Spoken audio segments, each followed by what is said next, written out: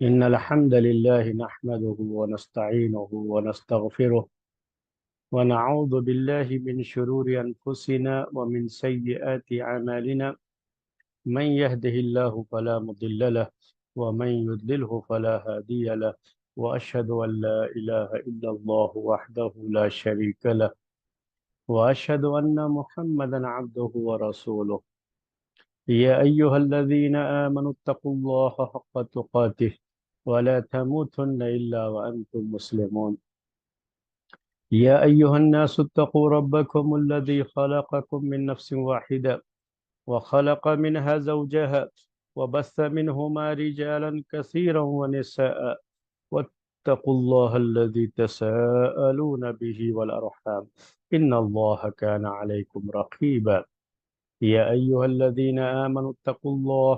وقولوا قولا سديدا يصلح لكم أعمالكم ويغفر لكم ذنوبكم، ومن يطع الله ورسوله فقد فاز فوزا عظيما. أما بعد، فإن خير الحديث كتاب الله، وخير الهدي هدي محمد صلى الله عليه وسلم،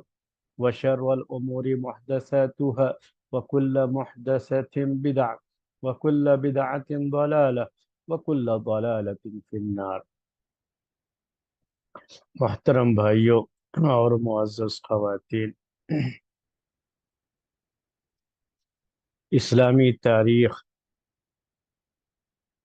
اور اسلامی تاریخ میں بنو امیہ کا دور، خلافت بنی امیہ، جو سلسلہ آپ کی خدمت میں پیش ہو رہا ہے،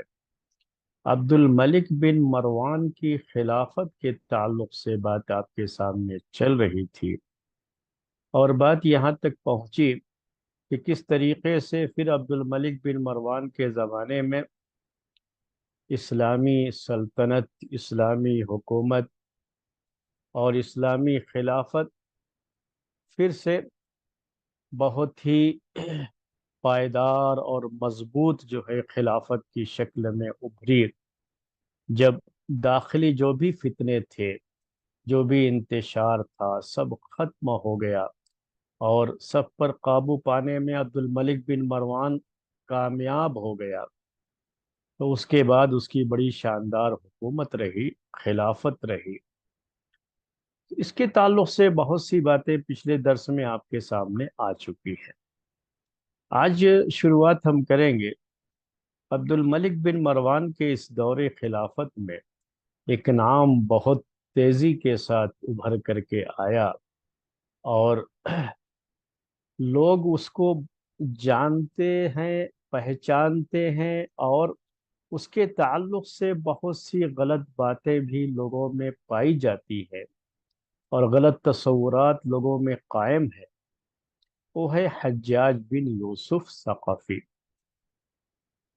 اس میں کوئی شبہ نہیں ہے، صحیح احادیث سے بھی یہ بات ثابت ہے کہ اس نے بہت ظلم کیے ہیں، اور ایک وہ ظالم حکمراں تھا، یہ گورنر تھا عبد الملک بن مروان کے دور کا۔ اور میں نے ابھی آپ سے کہا کہ عبد الملک بن مروان کے دور میں یہ شخص بہت ہی معروف رہا ہے، کیونکہ داخلی فتنوں کو ختم کرنے میں اس کا اہم کردار رہا ہے۔ اس کو کوئی بھلا نہیں سکتا۔ عراق کا وہ علاقہ جہاں ہمیشہ کچھ نہ کچھ سوزش رہتی تھی، ہمیشہ کچھ نہ کچھ سورش رہتی تھی، لوگ جو ہے حکومت کے خلاف اٹھ کھڑے ہوتے تھے، بغاوت کی جو ہے کوپلیں، بغاوت کی چنگاریاں یہاں سے جو ہے بھڑکتی تھیں۔ اس علاقے میں اس کو گورنر بنایا گیا۔ اس نے ظلم تو بہت کیے، لیکن ان فتنوں کو ختم کرنے میں اس کا بھی اہم کردار رہا ہے۔ تو عبد الملک بن مروان کے دور خلافت کے ساتھ حجاج بن یوسف کا نام جڑا ہوا ہے، اور چونکہ یہ نام تاریخ کے لحاظ سے بہت بدنام نام بھی ہے، اسی لیے ہم یہ چاہتے ہیں کہ آپ کے سامنے حجاج بن یوسف ثقفی کے تعلق سے چند باتیں ذکر کریں آج کے اس درس میں، چونکہ اس کی تاریخ اسی تاریخ سے جڑی ہوئی ہے جو عبد الملک بن مروان کے دور میں بنی امیہ کی جو خلافت کا دور رہا ہے، اور جو شاندار عبد الملک بن مروان کی حکومت رہی ہے، اس کے بعد بھی تو حجاج بن یوسف ثقفی کا بھی اس میں بڑا اہم کردار رہا ہے۔ اس کے ظلم کی داستانیں اور کہانیاں بھی اسی دور سے جڑی ہوئی ہیں۔ اسی لیے حجاج بن یوسف کا تذکرہ بھی ضروری ہے کہ آپ تمام لوگوں کے ذہن میں جو باتیں ہیں حجاج بن یوسف کے تعلق سے پہلے سے، تو اس میں اگر کہیں کچھ کمی یا کوئی کہیں کچھ جو ہے غلط چیزیں، غلط تصورات اگر ہیں، تو اس کی اصلاح ہو جائے گی، اور صحیح تصور حجاج بن یوسف کے تعلق سے ذہنوں میں قائم ہو جائے گا۔ تو یہ حجاج بن یوسف ثقفی، یہ قبیلہ ثقیف کا ایک فرد تھا یہ، اور ثقیف کا یہ قبیلہ طائف کے علاقے میں ہے۔ تو اس طرح سے آپ کو یہ اندازہ ہوگا کہ حجاج بن یوسف ثقفی یہ اصلاً طائف کا رہنے والا، اور اس نے جو شروعات کی، علم کے طلب کی، تو اس زمانے کے لحاظ سے اس نے علم سیکھا۔ اس کی عربی زبان بہت اچھی تھی، عربی زبان کا یہ شخص ماہر سمجھا جاتا تھا۔ قرآن میں جو نقطے ابھی آپ جو ڈاٹ دیکھتے رہتے، تو یہ تو آپ کو پتہ ہے کہ شروع میں قرآن میں نہ یہ ڈاٹ تھے، نہ ہی یہ جو آپ زیر زبر پیش دیکھتے رہتے ہیں، یہ سب بھی نہیں تھا۔ یہ سب بعد میں لگائے گئے، جب لوگوں کو پریشانیاں شروع ہوئی پڑھنے کے لیے۔ عربوں کو، جو کہ اس زمانے کے مسلمان تھے، صحابہ کرام، ان کو تو پڑھنے میں کوئی پریشانی نہیں تھی، کیونکہ یہ لوگ ڈائریکٹ تو نہیں پڑھتے تھے اس سے۔ ان کا پڑھنے کا طریقہ یہ ہوتا تھا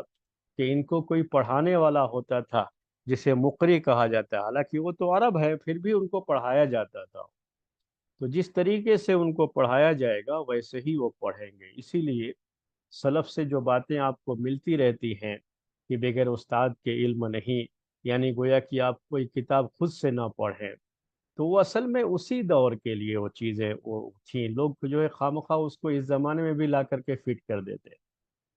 کیونکہ اس زمانے میں کتاب پڑھنے کے لیے بھی یہ ضروری ہوتا تھا کہ آپ کسی استاد کے پاس پڑھیں جو وہ کسی اور استاد کے پاس پڑھا ہوا،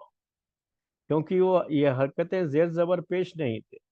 یہاں تک کہ نقطے، یہ ڈاٹ بھی نہیں لگائے جاتے تھے۔ تو یہ کون سا حرف ہے، یہ معلوم ہونے کے لیے ضروری ہے کہ اسے کسی استاد کے پاس پڑھا جائے۔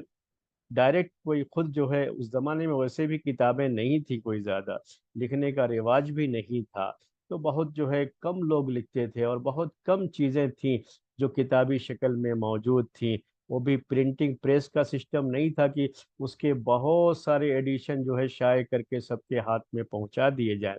وہ شکل بھی نہیں۔ تو بہت کم وجود تھا اس کا، جو نسخے ہوتے تھے لوگوں کے پاس،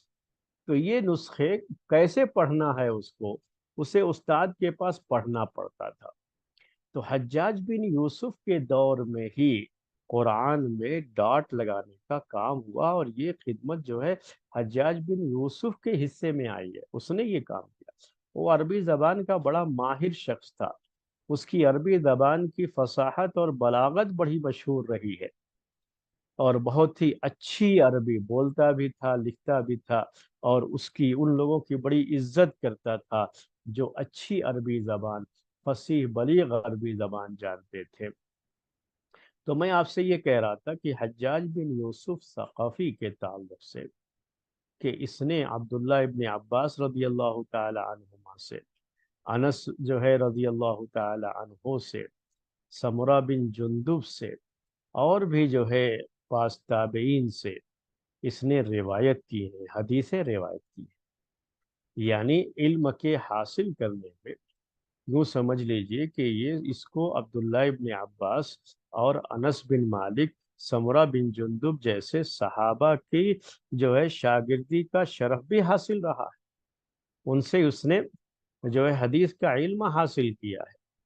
اور اس سے بھی جو ہے بہت سے تابعین نے حدیثیں روایت کی ہے، جن میں بہت مشہور نام ثابت بنانی کا ہے، حمید الطویل ایک راوی کہلاتے ہیں، ان کا بھی ہے، مالک بن دینار کا نام ہے،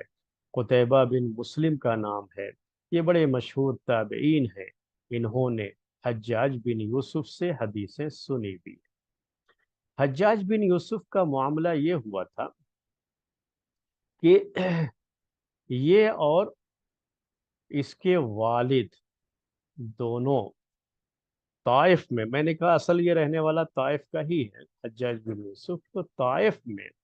یہ لوگ بچوں کو سکھاتے تھے۔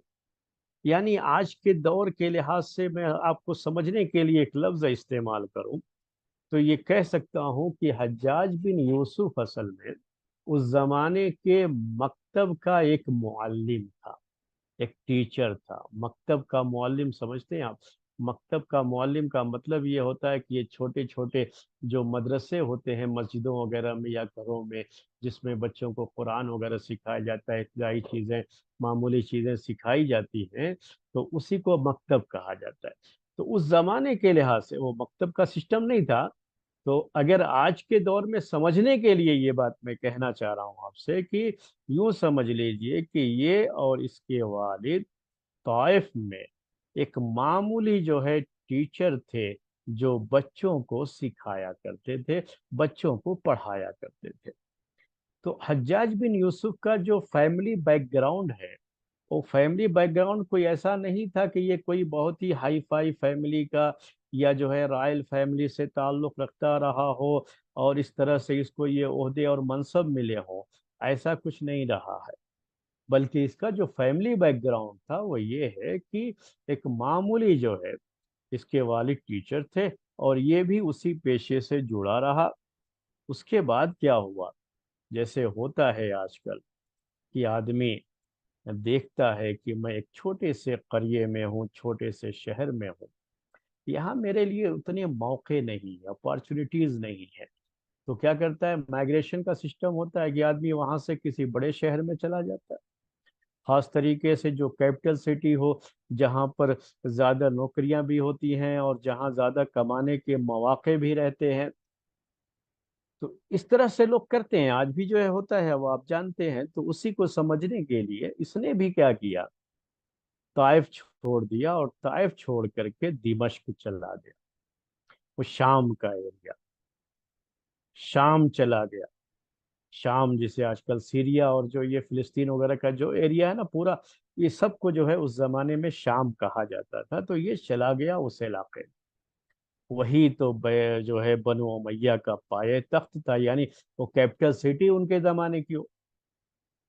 تو یہ شخص حجاج بن یوسف وہاں چلا گیا اور اس طرح سے اس نے بھی سوچا کہ مجھے بھی آگے بڑھنا چاہیے۔ لوگوں کی طبیعتیں ہوتی ہیں، میں آپ کو یہ طبیعت اور لوگوں کی اس فطرت کے تعلق سے تھوڑا سا جو ہے پہلے بتاؤں۔ بعض لوگوں کی طبیعت یہ ہوتی ہے کہ جو ان کے پاس ہے بس اسی میں وہ رہنا چاہتے ہیں، اسی میں مگن رہتے ہیں، ان کی آگے کی سوچ نہیں ہوتی ہے۔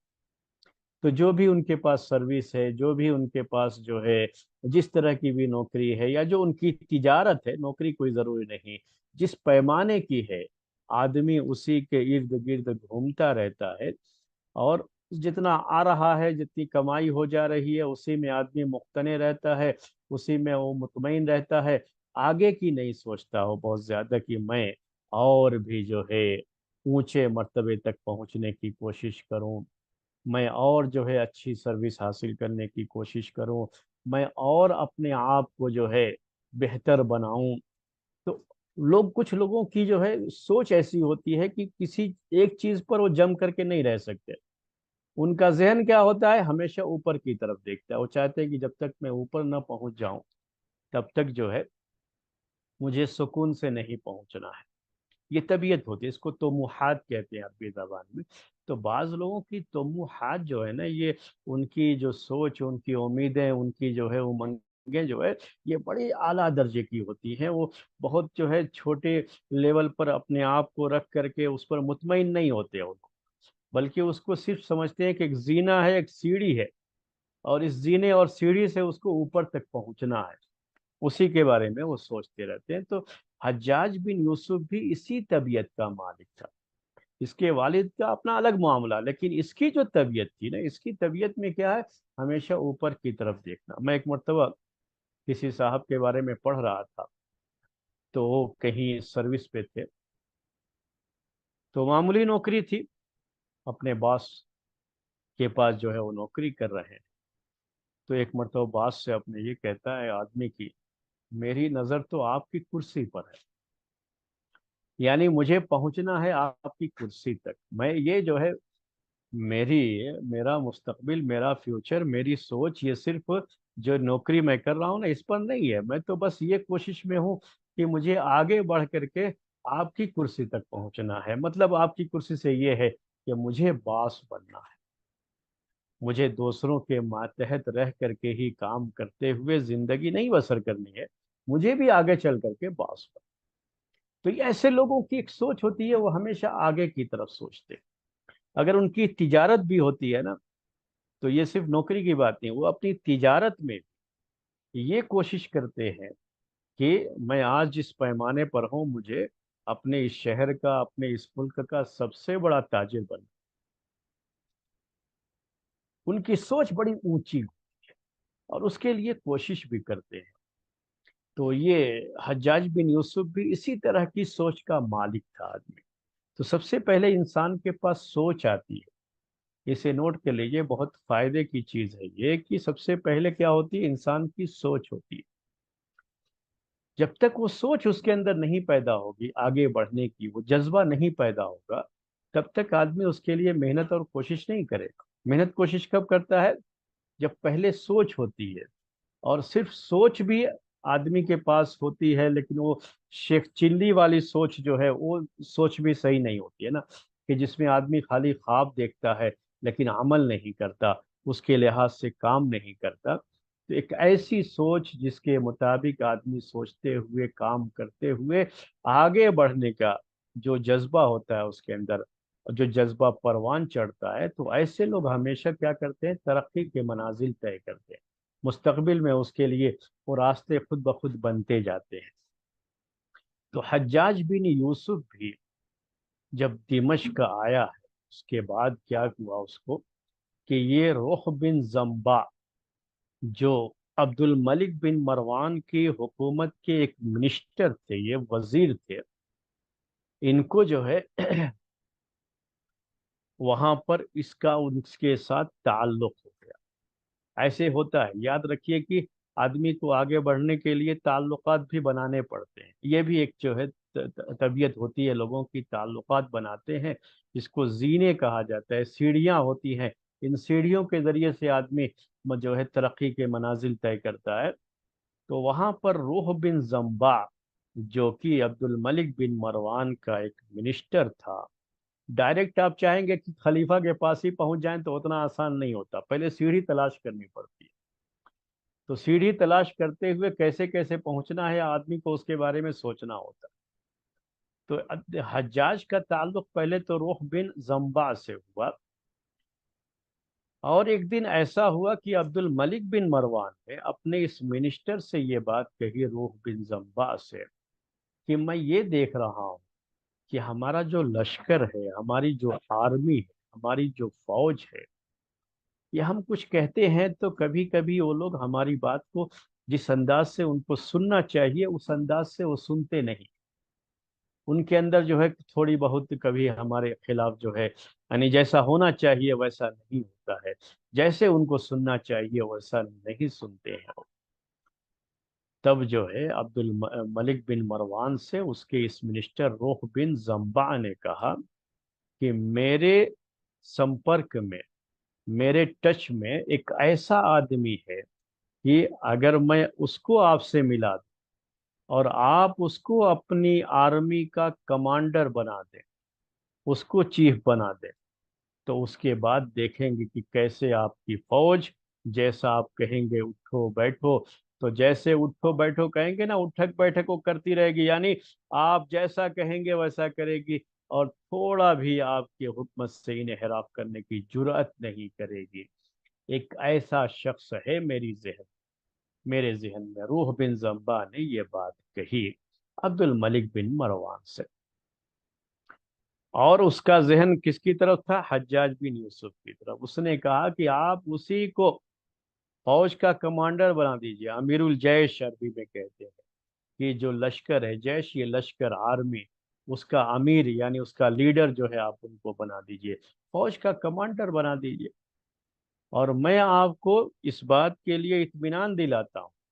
کہ اگر وہ شخص بن گیا فوج کا کمانڈر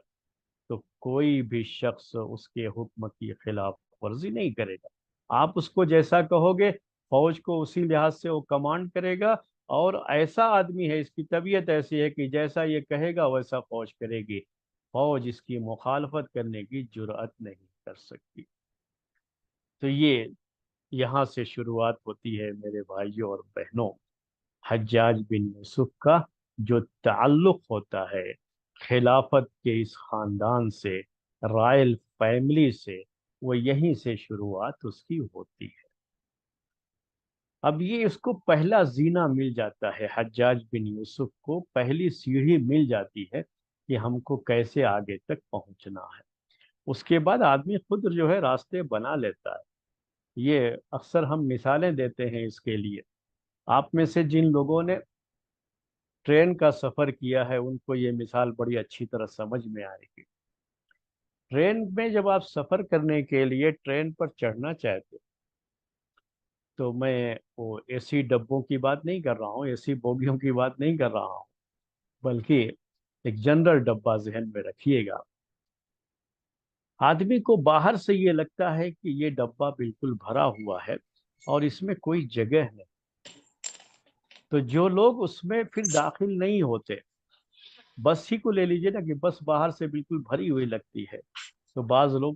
کی طبیعت یہ ہوتی ہے کہ اب اس میں کہاں جائیں گے، اس کو چھوڑو، دوسری بس آئے گی تو اس میں جائیں گے۔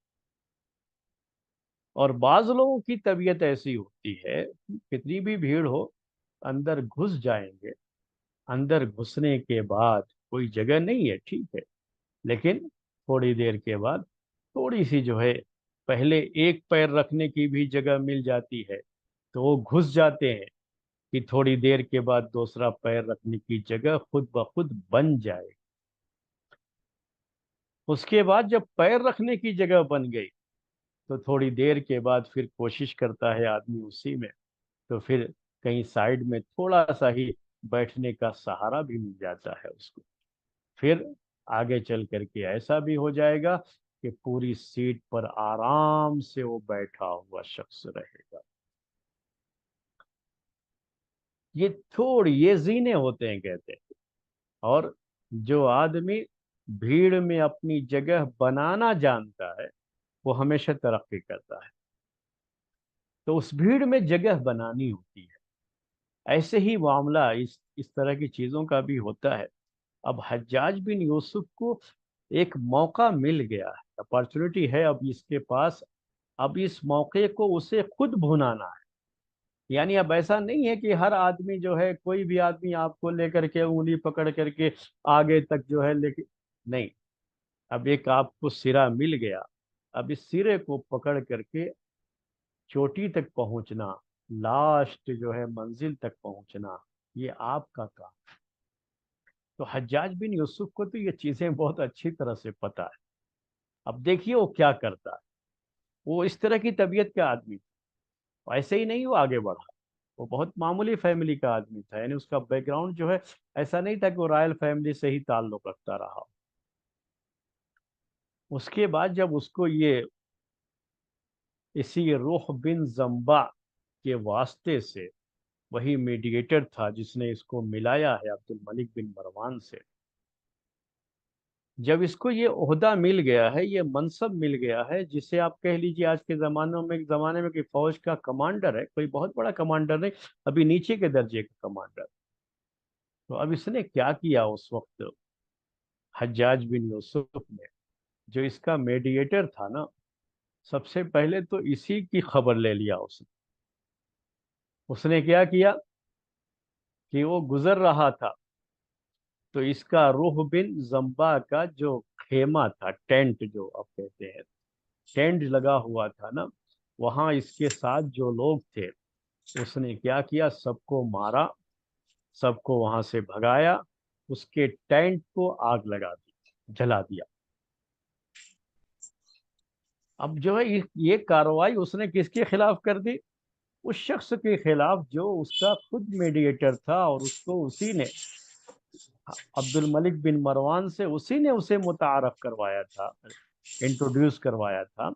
اور اسی کے خلاف اس نے یہ کاروائی کر دی۔ اب یہ روح بن زمبا، میں نے آپ سے ابھی کہا کہ وہ تو منسٹر تھا، اور عبد الملک بن مروان کا بڑا خاص آدمی تھا۔ وہ جا کر کے عبد الملک بن مروان سے شکایت کر دی اس کی،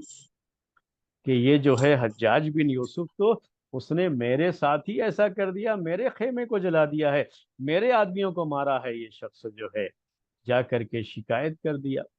اب شکایت کرنے کے بعد ظاہر سی بات ہے کہ وہ منسٹر ہے، اور عبد الملک بن مروان اس کی بات سنے گا بھی۔ وہ آپ سمجھ سکتے ہیں اس چیز کو، چیزوں کی جانکاری آپ لوگوں کو بھی بہت اچھی طرح سے ہے۔ آپ سمجھ سکتے ہیں کہ پہلے تو، اب یہ تو نیا نیا آدمی ہے نا، یعنی آج کے زمانے میں کہنا ہو تو یہ کل کا چھوکرا ہے ابھی، حجاج بن یوسف اس وقت یہی تھی اس کی کیفیت۔ اور یہ روح بن زمبات اس کا بڑا ہی جو ہے قابل اعتماد منسٹر تھا۔ اب اس کی شکایت سننا بنتا ہے کہ جو ہے اس کی شکایت سنے۔ شکایت سنا عبد الملک بن مروان نے، اور حجاج بن یوسف کو بلایا، اور حجاج بن یوسف کو بلا کر کے پوچھا، بھائی لما صنعت هذا، تم نے ایسا کیوں کیا؟ تب اس نے کہا کہ یہ جو کچھ بھی میں نے کیا ہے اپنے لیے نہیں کیا ہے، وہ تو آپ کے لیے کیا ہے، بلکہ میں یہ کہوں کہ یہ میں نے نہیں کیا ہے، آپ نے کیا ہے، تو یہ غلط نہیں ہوگا۔ اس کا جواب سنیے گا۔ اگر میں یہ کہوں کہ یہ میں نے نہیں کیا ہے بلکہ آپ نے کیا ہے، کیوں ایسا؟ کیونکہ میرا ہاتھ، میں جو کچھ بھی کروں گا وہ آپ ہی کا کام نہ ہوگا، میں آپ کے کام کرنے ہی کے لیے نہ یہاں پر ہوں، میں تو آپ کا کام کر رہا ہوں، اور میرا ہاتھ یہ آپ کا ہاتھ ہے۔ میرا یہ کوڑا جس سے میں لوگوں کو مارتا ہوں نا، یہ کوڑا میرا،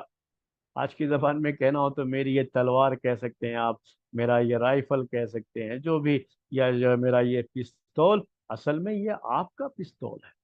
آج کے زمانے میں کہنا ہو تو، اس زمانے میں ہاتھ میں کوڑے ہوتے تھے مارنے کے لیے، تو کہا کہ میرا کوڑا یہ اصل میں آپ کا کوڑا ہے نا، آپ نے مجھے دیا ہے، آپ نے مجھے یہ عہدہ دیا ہے، یہ منصب دیا ہے، اور اس عہدے اور منصب پہ میں جو کچھ بھی کر رہا ہوں آپ کے لیے کر رہا ہوں، تو یہ سب چیزیں گویا کہ آپ ہی کر رہے ہیں، آپ کے بھلے کے لیے چیزیں ہو رہی ہیں۔ اس کے بعد اس نے کہا، عبد الملک بن مروان سے یہ چیزیں نوٹ کیجئے گا، حجاج نے کہا اس کے بعد عبد الملک بن مروان سے کہ آپ کا کیا نقصان ہوگا اس میں، ہم نے اس کو، اس کے ٹینٹ کو جلا دیا، ٹھیک ہے، اس کے اوپر حکومت کا ایک روب بیٹھ گیا ہے۔ اب روح بن زمبا کو بھی سمجھ میں آئے گا کہ حکومت کوئی چیز ہوتی ہے، خلافت کوئی چیز ہوتی ہے۔ عبد الملک بن مروان کا پاور سمجھ میں آئے گا، میرا پاور آپ کا پاور، یعنی اس کے کہنے کا انداز یہ۔ اور پھر اس کے بعد کہا عبد الملک بن مروان سے کہ آپ ان کو بھی خوش کر دیجئے بلا کر کے، روح بن زمبا کو خوش کیا کرنا ہے، کیسے کرنا ہے؟ کہ ایک ٹینٹ میں نے جلا دیا ہے ان کا، آپ ان کو دو ٹینٹ اور دے دیجئے، ان کو کہیے بھائی تمہارا ایک ہی گیا ہے نا، میں تمہیں دو دیتا ہوں، دے دیجئے آپ ان کو۔ اور اگر ان کا کوئی آدمی مارا گیا ہے میرے اس میں، تو ایک کے بدلے میں دو انہیں دے دیجئے آپ، اور ان کو اس طرح سے نواز دیجئے، ان کے اوپر کوئی فرق نہیں پڑے گا، وہ جیسے پہلے تھے آپ کے ساتھ ویسے ہی رہیں گے۔ لیکن میں آپ کو یہ بتاتا ہوں کہ میں نے جو کاروائی کی ہے اس کے خلاف آپ کچھ مت کیجیے گا۔ اگر آپ نے مجھے کچھ کہہ دیا اور اس وقت روح بن زمبا کو اہمیت دے دی میرے خلاف، تو کیا ہوگا کہ مجھے جو آپ نے جو عہدہ دیا ہے، منصب دیا ہے، جو کمانڈر ہوں میں، تو میرا جو روب ہونا چاہیے، میری تو دھاک لوگوں میں بیٹھنا چاہیے، وہ ختم ہو جائے گی، تو اس میں آپ کا نقصان ہو جائے گا۔ لوگ کیسے باتیں مانیں گے جب ان کے ذہنوں میں اس طرح کا خوف بیٹھا دیا جائے، روب بیٹھا دیا جائے کہ چاہے کوئی منسٹر ہی کیوں نہ ہو، عبد الملک بن مروان کسی کو بھی نہیں چھوڑے گا۔ یہ چیز لوگوں کے ذہنوں میں بیٹھنی چاہیے۔ جب جو ہے یہ چیز اس نے کہی عبد الملک بن مروان کو، اس کو بات سمجھ میں آ گئی، اور اس کو یہ سمجھ میں آ گیا کہ یہ واقعی کام کا آدمی ہے،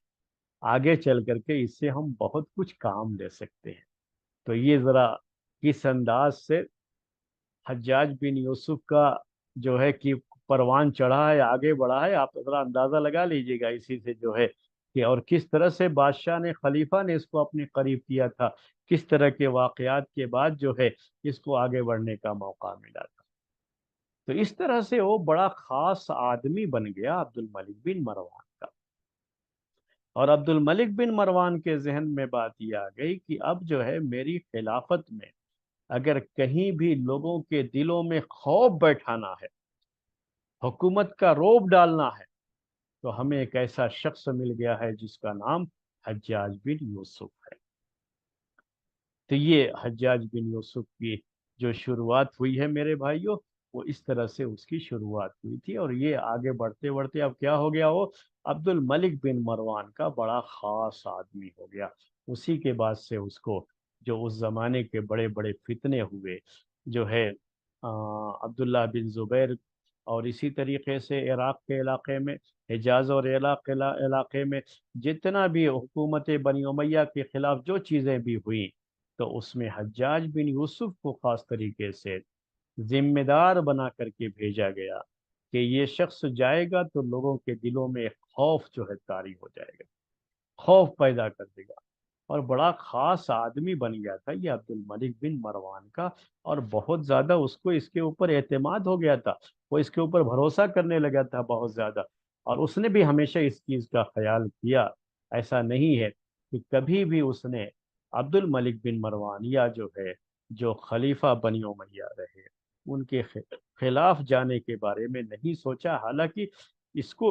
بھی بعض مواقع پر ایسا ہوا ہے کہ بہت سخت قسم کا جو ہے ایکشن اس کے خلاف لیا گیا، لیکن کبھی بھی یہ حکومت کے خلاف جانے کے بارے میں نہیں سوچا۔ یعنی جو اعتماد خلیفہ نے اس کے اوپر کیا، تو اس اعتماد کو کبھی ٹھیس نہیں پہنچایا۔ اب یہ شخص آپ کے سامنے جو ہے اس کی تھوڑی سی تاریخ تو آ گئی۔ اس کے بعد اہل علم کا حجاج بن یوسف کے بارے میں کیا خیال؟ میں یہ رائے جو ہے صرف دو جو ہے عالم دین کی رائے آپ کے سامنے پیش کروں گا، اور صرف اس وجہ سے پیش کر رہا ہوں یہ کہ ہمارے ذہن میں ایک اس کے بارے میں تصور آ جائے۔ اس کے پہلے یہ وضاحت بھی کر دوں آپ کے سامنے کہ حجاج بن یوسف کے تعلق سے بہت سی باتیں جو مشہور ہیں اس میں مبالغہ بھی، یعنی بیان کرنے والوں نے اسے مبالغے سے بیان کیا، یعنی بہت، مبالغے کا مطلب ہوتا ہے بہت بڑھا چڑھا کر کے پیش کیا۔ اس کی ایک وجہ یہ رہی ہے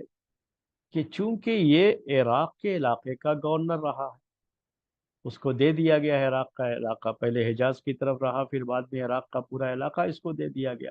اور عراق میں جو فتنے ہوتے تھے، کوفہ اور بصرہ خاص طریقے سے، یہ دو جگہیں فتنوں کے لیے مشہور تھیں، تو وہاں پر فتنے کو کنٹرول کرنے کے لیے حجاج بن یوسف کا کارنامہ بہت اہم بھی رہا ہے۔ تو اس سے کوئی انکار نہیں کر سکتا میرے بھائیو، تاریخ میں کوئی بھی اس سے انکار نہیں کر سکتا۔ تو حجاج بن یوسف کے بارے میں شیعوں نے بہت سی غلط باتیں بھی اسلامی تاریخ میں داخل کر دی ہیں، اور ہمارے جو اہل سنت کے مورخین ہیں، مورخین کا مطلب ہوتا ہے تاریخ لکھنے والے، یعنی ہسٹورین جسے آپ کہہ سکتے ہیں، جو اسلامی جو ہے جنہوں نے تاریخیں لکھی ہے نا، ان کے بھی جو ہے کتابوں میں شیعوں کی باتیں بھی آ گئی ہیں، تو اس جس میں بہت بڑھا چڑھا کر کے پیش کیا گیا، اور بعض ایسی چیزیں پیش کی گئی ہیں جس میں کفر تک کا مسئلہ بھی ہوتا ہے حجاج بن یوسف کے تعلق سے، کہ گویا کہ جو ہے یہ شخص مسلمان ہی نہیں تھا، اس طرح کی باتیں جو ہے اس کے کچھ کفریہ کلمات ہیں جو اس کی طرف منسوب کر کے پیش کیے جاتے ہیں، لیکن اصل میں یہ چیزیں تو ثابت، یہ شیعوں کی طرف سے یہ کیا گیا ہے۔ لیکن یہ بھی یاد رکھیے کہ اس کے ظلم کی جہاں تک بات ہے، تو اس کا ظلم کرنا یہ ثابت ہے، اور خاص طریقے سے بعض صحابہ اور تابعین کے ساتھ बड़े ताबईन के साथ जो उसने जालिमाना रवैया इख्तियार किया और जो उनके साथ बदसलूकी की है, तो ये तो सही हदीसों से भी, सही रिवायतों से भी साबित है। तो उसके जालिम होने के बारे में कोई दो कलाम नहीं है जुल्म उससे हुआ है। ये अलग मसला है कि हालात भी वैसे थे, ज़रूरत भी थी या मजबूरी थी हुकूमत के लिए, उसको ये सब काम करना पड़ा। जो भी हम इस सिलसिले में कह लें, लेकिन ये अपनी जगह पर हकीकत है। इससे इनकार नहीं कर सकते कि वो एक जालिम हुक्मरान था और उसने बहुत जुल्म किया है लोगों पर। इसके लेकिन ये कुफरिया कलिमात, कुफरिया बातें, या जो है उसको इस हद तक पहुंचा देना गोया कि वो हमेशा हमेशा जहन्नम में रहेगा या मुआहिदीन में उसका शुमार न किया जाना,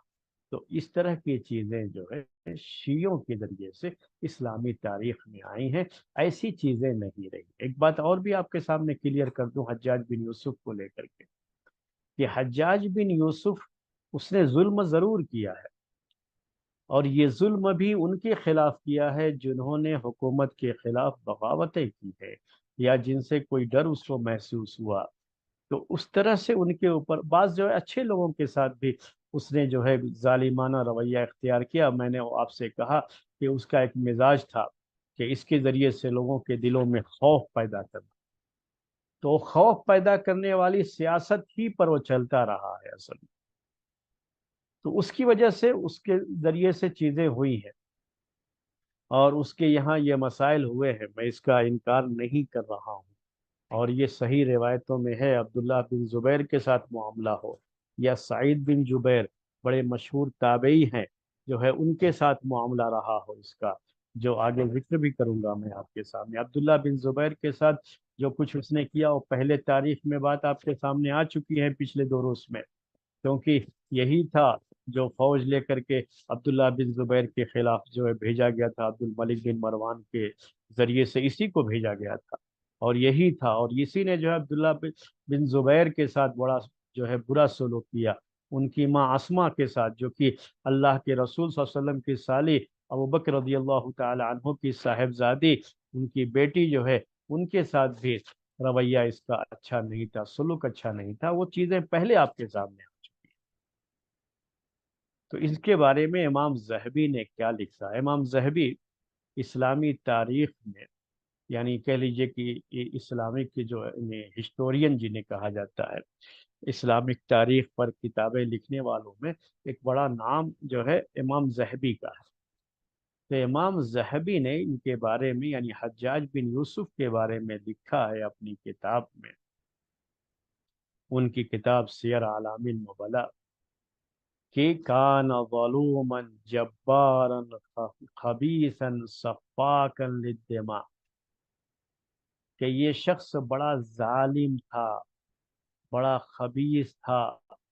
खून बहाने वाला, बड़ी कसरत से खून बहाए इसने। मामूली मामूली गलतियों पर लोगों का खून बहा देना इसके लिए बहुत मामूली बात थी। ये अल्फाज हैं अरबी के, मैंने उर्दू में माना किया उसका आपके सामने। और उसके बाद कहते हैं इमाम ज़हबी इसके बारे में, वकान ज़ा शजाअतिन व इक़दामिन व मकरिन व दहाइन व फसाहतिन व बलागतिन व तअज़ीमिन लिल कुरान, कि उसके जुल्म के साथ साथ ये भी था कि ये बड़ा बहादुर शख्स था, इक़दाम करने वाला, यानी किसी चीज़ के बारे में ये सोच करके कि ये परेशानी होगी अगर मैं इसमें आगे बढ़ूंगा, तो आदमी क्या है, आगे नहीं बढ़ना चाहता, पीछे ही या जहां पर है वहीं पर अपना कदम रखता है, कदम आगे नहीं बढ़ाता। ऐसे बहुत से लोग होते हैं। और बाज़ लोगों की तबीयतें क्या होती है, आगे बढ़ना, चाहे आगे हमारे सामने खतरात कितने ही ज्यादा क्यों ना हो, आगे का रास्ता कितना ही डेंजर क्यों ना हो, लेकिन खतरात का, डेंजर का सामना करते हुए हमें आगे बढ़ना है। ये उसकी तबीयत थी, मैंने शुरू में आपको बताया कि ये उसी तबीयत का आदमी था। एक जगह पर इसी में बस मैं मुतमईन हूँ काफ़ी है, आगे नहीं बढ़ना है। इसको कहा जाता है कि जब आप आगे बढ़ना चाहेंगे तो आपको रिस्क भी लेना पड़ता है। رسک اٹھانا پڑتا ہے، بغیر رسک لیے، بغیر رسک اٹھائے آگے بڑھنے کے بارے میں نہیں سوچ سکتے۔ ایک مثال اس کے بارے میں سوچ سمجھنے کے لیے آپ کو پیش کر دوں۔ یہ حجاج کے تعلق سے باتیں کرتے ہوئے بیچ بیچ میں کچھ اور باتیں بھی وہ آپ کے فائدے کی ہو سکتی ہیں، وہ باتیں میں ذکر کرتا رہتا ہوں کہ اس کی ایک مثال بندر سے دی جاتی۔ بندر کو آپ نے دیکھا ہے کہ وہ ایک جو ہے برانچ سے دوسرے برانچ پر چھلانگ لگاتا ہے، جاتا رہتا ہے۔ تو بندر کا کام یہی ہے، کودنا، ایک جگہ سے دوسری جگہ کود کر کے جاتا ہے۔ اگر بندر جو ہے کودنے سے پہلے یہ سوچنے لگے کہ میں گر جا سکتا ہوں، یہاں یہ ہے امکان کہ میں گر سکتا ہوں، تو اور اس گرنے کے ڈر سے اگر وہ اچھلنا چھوڑ دے بندر، تو پھر کبھی بھی وہ اونچی جگہ پہ نہیں پہنچے گا، جہاں ہے وہیں بیٹھا رہ جائے گا۔ لیکن بندر کبھی یہ نہیں سوچتا ہے، وہ اچھلتا ہے،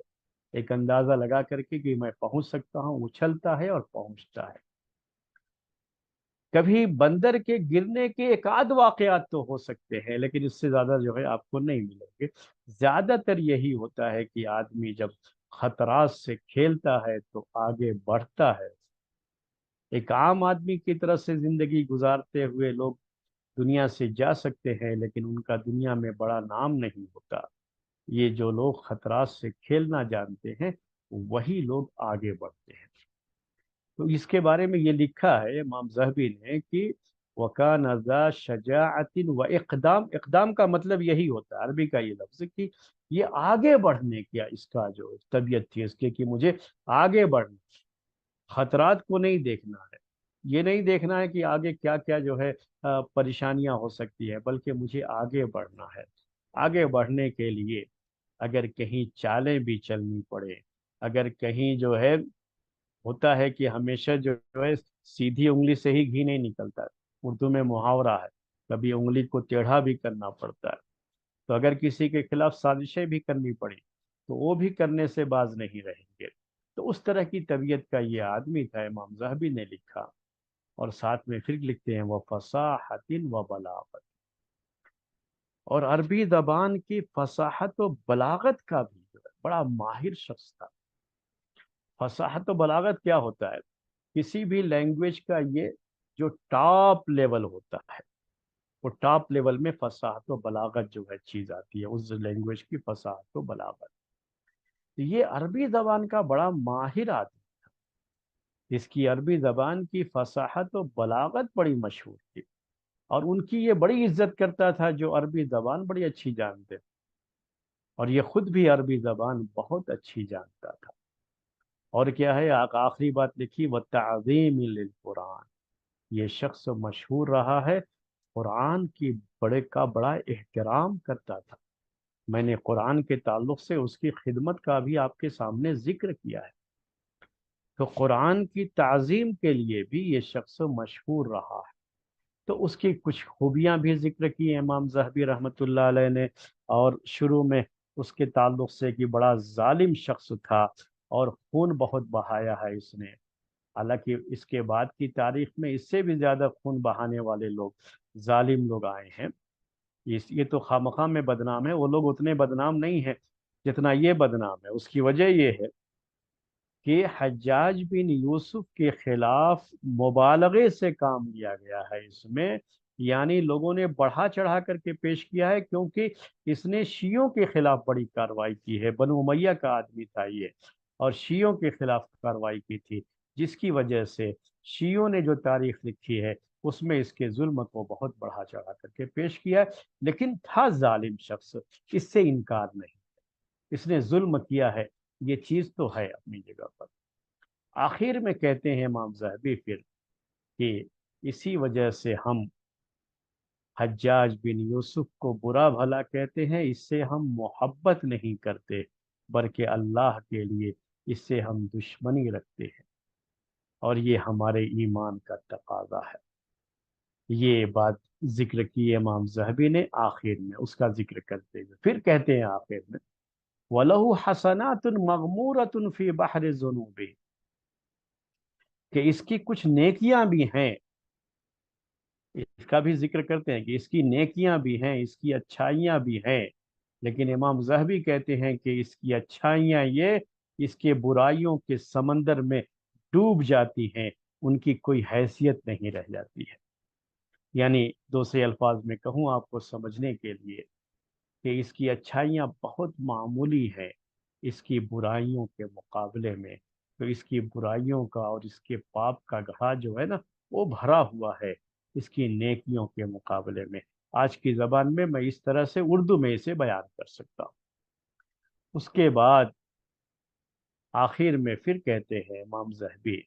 کہ ان سب کے ساتھ ہم اس کے معاملے کو اللہ کے حوالے کرتے ہیں، یعنی ہم اس کے بارے میں اس کے جنتی یا جہنمی ہونے کے تعلق سے کوئی بات نہیں کہہ سکتے، وہ تو اللہ تبارک و تعالیٰ کی مشیت ہے، اللہ تعالیٰ جو چاہے گا وہ فیصلہ کرے گا۔ اور خلاصہ اس کے بارے میں یہی ہے کہ وہ ایک موحد تھا، اس کی توحید کے بارے میں، اس کے عقیدے کے بارے میں کسی طرح کا کوئی کلام نہیں رہا ہے۔ ٹھیک ہے، یہ بات کس کی تھی؟ امام ذہبی رحمۃ اللہ علیہ۔ امام ابن کثیر، ان کی کتاب بھی تاریخ میں مشہور ہے، آپ البدایہ والنہایہ سنتے رہتے ہیں، تو امام ابن کثیر رحمۃ اللہ علیہ نے بھی اس کے تعلق سے بات لکھی ہے۔ امام ابن کثیر رحمۃ اللہ علیہ نے البدایہ والنہایہ، انہوں نے کیا لکھا ہے ان کی بات ذرا اور بہتر انداز کی ہے امام ابن کثیر رحمۃ اللہ علیہ کی، جو ایک محدث بھی رہے ہیں، ایک مفسر بھی رہے ہیں۔ تو انہوں نے کہا کہ یہ شخص بڑی عظیم شخصیت کا مالک تھا، لیکن اس کی تلوار میں بے گناہوں کا خون بھی لگا ہوا ہے۔ اردو میں ہم اس کا معنی یوں کر سکتے ہیں آپ کے سمجھنے کے لیے کہ اس نے کارنامے بھی بہت اہم انجام دیے، لیکن ساتھ میں ان کارناموں کے ساتھ اس کی تلوار بے گناہوں کے خون سے بھی آلودہ رہی ہے، یعنی ظلم بھی کیا ہے اس شخص نے اس کے ساتھ۔ اور اس کے بارے میں آگے لکھتے ہیں پھر وَكَانَ يَغْضِبُ غَضَبَ الْمُلُوكِ، بادشاہوں جیسا غضب تھا اس کے پاس۔ حالانکہ یہ خود بادشاہ نہیں، خلیفہ نہیں تھا، یہ خلیفہ کا ماتحت ایک گورنر تھا، یہ صرف گورنر تھا، اصل میں خلیفہ نہیں تھا۔ ابھی تو بات بار بار آپ کے سامنے آ رہی ہے، عبد الملک بن مروان خلیفہ، اور اسی نے اس کو قریب کیا، اور یہ جو ہے بادشاہوں جیسا اپنے پاس رعب رکھتا تھا، غضب رکھتا تھا، اور یہ کہتا تھا، اس کا اپنا گمان یہ تھا، یہ ابن کثیر کی باتیں ہیں، اردو میں بیان کر رہا ہوں، کہ میں زیاد بن ابیہ کی طرح سے اپنے آپ کو یہ تشبیہ دیتا تھا زیاد بن ابیہ سے۔ زیاد بن ابیہ کے بارے میں پہلے آپ کو بتا چکا ہوں تاریخ میں، پھر سے جو ہے تھوڑا سا اشارہ کر دیتا ہوں کہ زیاد بن ابیہ یہ پہلے گورنر رہا ہے، یہ بھی اسی عراق کے علاقے میں اس کو گورنر بنایا جا چکا تھا، اور عراق کے علاقے کا سب سے سخت گورنر، سب سے پہلا سخت گورنر یہی ہے زیاد بن ابیہ، اور اس نے ہی سب سے پہلے عراق والوں پر، کوفے والوں پر بہت ظلم کیا ہے، یہ خود بھی اپنے دور میں اس کے لیے مشہور رہا ہے۔ لیکن بنو امیہ کی خلافت میں زیاد بن ابیہ کا نام بہت ہی سنہرے حروف میں لکھا جاتا ہے کہ یہ علاقہ جو عراق کا علاقہ تھا، کوفہ بصرہ، جہاں فتنے بہت ہوتے تھے، اس فتنے کو دبانے میں اپنے دور میں اس نے بھی بڑا اہم کارنامہ انجام دیا، لیکن اس کا دور پہلے کا، امیر معاویہ رضی اللہ تعالی عنہ کے دور میں تھا یہ زیاد بن ابی۔ تو اسی سے اپنے آپ کی وہ مشابہت جو ہے کرتا تھا حجاج بن یوسف کہ میں زیاد بن ابی کی طرف سے، اور زیاد کا معاملہ یہ تھا، زیاد بن ابی کا، کہ یہ اپنے آپ کو، اپنی کاروائیاں جو کرتا تھا کوفے میں، تو جب اس سے پوچھا جاتا تو کہتا کہ میں بھی وہی کر رہا ہوں جو عمر بن خطاب رضی اللہ تعالی عنہ نے کیا ہے، یعنی وہ اپنے آپ کو مشابہ قرار دیتا تھا عمر بن خطاب رضی اللہ تعالی عنہ سے، حالانکہ دونوں میں کوئی مقابلہ ہی نہیں، کمپیئر ہی نہیں ہے۔ کہاں اس کی جو ہے سفاکانہ کارروائیاں، ظالمانہ کارروائیاں، اور کہاں عمر بن خطاب رضی اللہ تعالی عنہ کا انصاف۔ اور عمر بن خطاب رضی اللہ تعالی عنہ اس امت کے، ابو بکر رضی اللہ تعالی عنہ کے بعد سب سے افضل جو ہے شخص ہے وہ عمر بن خطاب، جن کی خلافت اپنے آپ میں ایک مثال ہے۔ کہاں ان کا معاملہ اور کہاں زیاد بن ابی کا معاملہ، جس کو ہم فارسی میں کہتے ہیں چے نسبت خاک را بعالم پاک، کہ اس مٹی کا کی نسبت کیا ہے عالم پاک کے ساتھ؟ کوئی نسبت، کوئی جو ہے کمپیئر نہیں اس کا، لیکن وہ شخص اپنے دعوے میں یہ کہا کرتا تھا۔ تو حجاج بن یوسف اپنے آپ کو زیاد بن ابی جیسا سمجھتا تھا۔ آگے امام ابن کثیر لکھتے ہیں کہ خلاصہ یہ ہے کہ حجاج بن یوسف یہ عراق والوں پر ان کے گناہوں کی وجہ سے اور حکومت کے خلاف ان کی بغاوت کو لے کر کے، یہ ایک جو ہے ننگی تلوار تھا ان کے اوپر، اور اس نے ان کو اپنی تلوار اور اپنی طاقت کے زور پر ان سب کو ٹھنڈا کیا، ان فتنوں کا خاتمہ کیا ہے۔ تو یہ سب چیزیں تو رہی ہیں، وہ باتیں آپ کے سامنے آ بھی چکی ہیں۔ بڑا سخت تھا یہ، اور اسی وجہ سے اس کے زمانے میں عراق میں فتنوں نے کبھی سر اٹھانے کی جرأت بھی کی تو پوری طاقت سے اسے کچل دیا گیا، اور پھر سے سارے لوگ ایک حکومت کے جھنڈے کے تلے، ایک حکومت کے ماتحت، عبد الملک بن مروان کی خلافت کے ماتحت ہو گئے تھے۔ وہ بار بار میں آپ کے سامنے ذکر کر رہا ہوں۔ تو عراق کے علاقے میں یہ صحرا اسی حجاج بن یوسف کے سر جاتا ہے، کہ اس کا جو سخت رویہ تھا وہاں پر، اس کی وجہ سے وہاں کی جو بغاوتیں تھی سب کی سب سرد پڑ گئی، مات پڑ گئی، ختم ہو گئی۔ تو یہ اس کا کارنامہ رہا ہے۔ اس کے بعد کہتے ہیں آگے کہ وَكَانَ جَبَّارًا عَنِيدًا مقدامًا علی صفق الدماء بأدنى شبہت، کہ یہ شخص انتہائی ظالم شخص تھا، اور معمولی شبہ، تھوڑا سا بھی ڈاؤٹ ہو جائے کسی کے بارے میں تو اس کی گردن مار دیتا تھا۔ خون بہانا اس کی عادت بن گئی تھی۔ یہ شخص لوگوں کا خون معمولی شبہ کی بنیاد پر بھی، یعنی معمولی سا ڈاؤٹ بھی ہو جائے تو یہ لوگوں کا خون بہایا کرتا تھا۔ اور اس کے بعد کہتے ہیں کہ اس کے بارے میں بعض ایسے الفاظ بھی نقل کیے گئے ہیں، روایت کیے گئے ہیں تاریخ کی کتابوں میں، جو کفریہ کلمات ہیں۔ یعنی اگر وہ کوئی آدمی کہے تو ظاہر یہی لگتا ہے کہ آدمی اس سے کافر ہو جاتا ہے۔ تو اس کے بعد کہتے ہیں کہ اگر اس نے اس سے توبہ کر لیا ہو تب تو ٹھیک ہے، اگر اس نے توبہ نہیں کیا ہے اس سے تو اس کے ذمے وہ چیز باقی رہ جائے گی۔ لیکن آگے پھر یہ کہتے ہیں کہ امام ابن کثیر رحمۃ اللہ علیہ، اور یہی بات زیادہ مناسب ہے، کہتے ہیں لیکن یہ جو کفریہ کلمات اس کے تعلق سے نقل کیے گئے ہیں، اس کے بارے میں زیادہ جو ہے، اس کے بارے میں یہی جو ہے رائے ہو سکتی ہے کہ یہ شیعوں کی طرف سے داخل کیے گئے ہیں۔ اصل میں اس سے اس طرح کی چیزیں نہیں ہوئی ہیں، یا اس نے ایسی کوئی باتیں نہیں کہی ہیں، اور شیعوں نے دشمنی کی وجہ سے اس کی طرف اس طرح کی کفریہ باتیں منسوب کی ہیں، اور ان کی طرف سے یہ تحریف کیا گیا ہو اس کا شبہ ہے، اور اسی وجہ سے ہم اس کے بارے میں اس طرح کی بات تو نہیں کہہ سکتے کہ یہ کفریہ کلمات اس نے واقعی کہے ہیں، ایسی بات تو ہم نہیں کہہ سکتے۔ یہ ان کے کہنے کا جو ہے مطلب ہے۔ اس کے بعد کہتے ہیں کہ حجاج بن یوسف کی عادتیں اچھی تھیں، وہ ایک ظلم جو کیا اس نے اس کو چھوڑ دیا جائے گا، اور اس میں بھی اس کا یہی کہنا تھا کہ حالات ویسے تھے، حالات کی وجہ سے اس کو یہ کرنا پڑا ہے، حکومت کے لیے یہ سب کرنا پڑا ہے، لیکن اس کے اندر کچھ بری عادتیں نہیں تھیں۔ عام طریقے سے جیسے ایسے لوگوں میں بری عادتیں ہو جاتی ہیں، تو بری عادتیں نہیں تھی۔ بری عادتوں سے کیا مراد ہے؟ جیسے شراب پینا ہے، ناچ گانے کا شوق ہے، عورتوں کا شوق ہے، زناکاری کا، بدکاری کا، تو ایسی اخلاقی کوئی خرابی اس کے اندر نہیں تھی۔ कोई चीज़ उसके बारे में नहीं लिखी गई। वो तो इमाम इब्न कसीर लिखते हैं कि उसने कभी तो शराब वगैरह पीने का मामला उसका नहीं रहा है, और इसी तरह से हराम से वो बचता था। और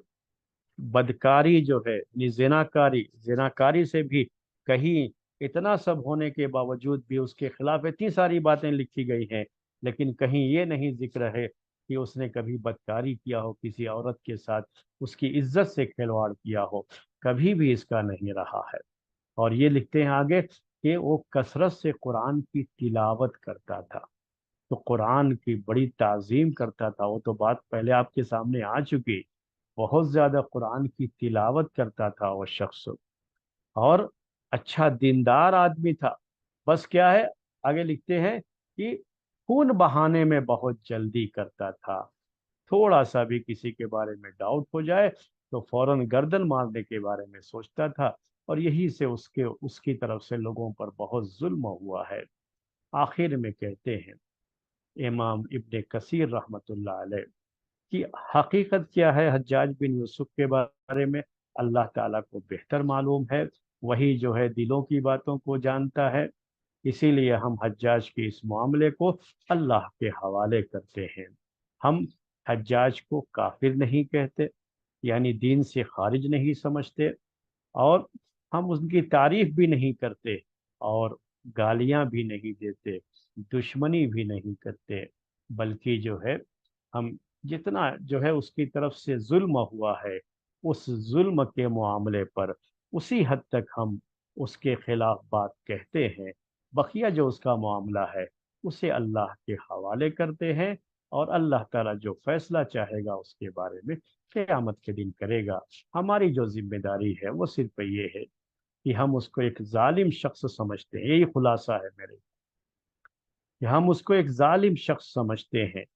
क्योंकि उसका जुल्म ये सही रिवायतों से साबित है। लेकिन बकिया चीज़ें जो उसके बारे में कही गई हैं,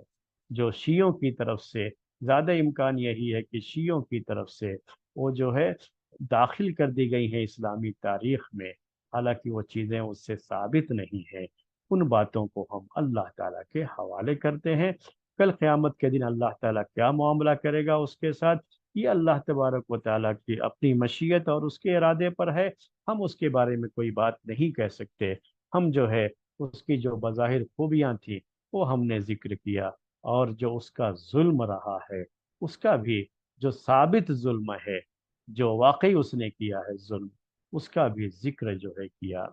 और उसके खुतबे, उसकी जो नसीहतें होती थी ना, वो अरबी ज़बान में बड़ी मशहूर हैं। वो उसको अरबी ज़बान के शाहकार के तौर पर, अरबी ज़बान की जो लिटरेचर की बुक्स होते हैं, यानी जो Arabic language as A literature जो पढ़ाया जाता है, तो उसमें बाकायदे इसके खुतबे वगैरह जिक्र किए जाते हैं हज्जाज के, उसकी फसाहत और बलागत की वजह से, अरबी ज़बान में उसकी महारत की वजह से। इमाम हसन बसरी रहमतुल्लाह अलैह भी बाज जो है उसकी इस तरह की खूबियों की बड़ी तारीफ करते हैं, उसके खुतबों की और उसकी नसीहतों की, जो अरबी ज़बान में बहुत अच्छे अंदाज में उन लोगों को जो नसीहत करता था, उसकी तारीफ जो है लोगों ने की है। और अगर कहीं कुरान की आयत सुन लेता था, कोई चीज़ है लेकिन अगर उसको कुरान की आयत बयान कर दी जाए, तो फौरन जो है ईमान था उसका, फौरन उस गलती को छोड़ दिया करता था। उसमें एक मिसाल लोग पेश करते हैं उसकी, कि हज्जाज बिन यूसुफ का मामला ये हुआ कि उसने एक शख्स को, एक शख्स के का भाई, असल में अब्दुर्रहमान बिन अशस का जो फितना हुआ था, तो उस फितने में वो उसके साथ हो गया था। तो उसके भाई यानी जो साथ में हुआ था, फितने में शरीक हुआ था, उसको छोड़िए, उसके भाई की जो जायदाद थी, और उसको जो हुकूमत की तरफ से घर, जो जो उसको हुकूमत की तरफ से वजीफा मिलता था, आज के ज़माने में स्टेफन कह लीजिए, तो क्या किया, उसके भाई का घर इसने ढा दिया, हज्जाज बिन यूसुफ। और उसके भाई का जो वजीफा था, स्टेफन था, उसको रोक दिया। यानी भाई की सजा भाई को दिया, उसने भाई के घर को ढा दिया। اور حجاج بن یوسف اس سلسلے میں عربی زبان کے ایک شاعر کا شعر پیش کرتا تھا۔ تو وہ شخص گیا اس کے پاس اور کہا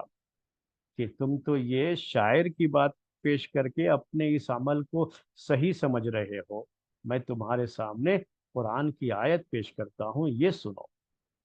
اس کے بعد جو ہے سورہ یوسف کی وہ آیتیں پڑھیں جس میں یہ بیان ہے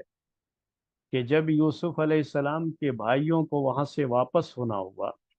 تو یوسف علیہ السلام کے بھائی جو بنیامین تھے ان کے سامان میں ہی انہوں نے اپنا کٹورا یا اپنا سامان، اپنا پیالہ رکھوا دیا تھا، اور اس کے بعد جو ہے ان کے سامان میں اسے ملا، وہ جو ہے ان کے جو ہے سامان میں جب یہ ملا تو یہ سمجھ کر کے کہ یہ چور ہیں، ان کو روکنے کے لیے یہ سب کیا گیا تھا، وہ قصہ آپ جانتے ہیں۔ تو بھائیوں نے اس موقع پر یہ کہا کہ آپ ان کی جگہ پر ہم میں سے کسی کو رکھ لیجئے، ان کو چھوڑ دیجئے، ہم میں سے کسی کو آپ اپنے یہاں قیدی بنا لیجئے۔ تو اس میں پھر کہتے ہیں یوسف علیہ السلام، اللہ تعالیٰ نے ذکر فرمایا کہ قال معاذ اللہ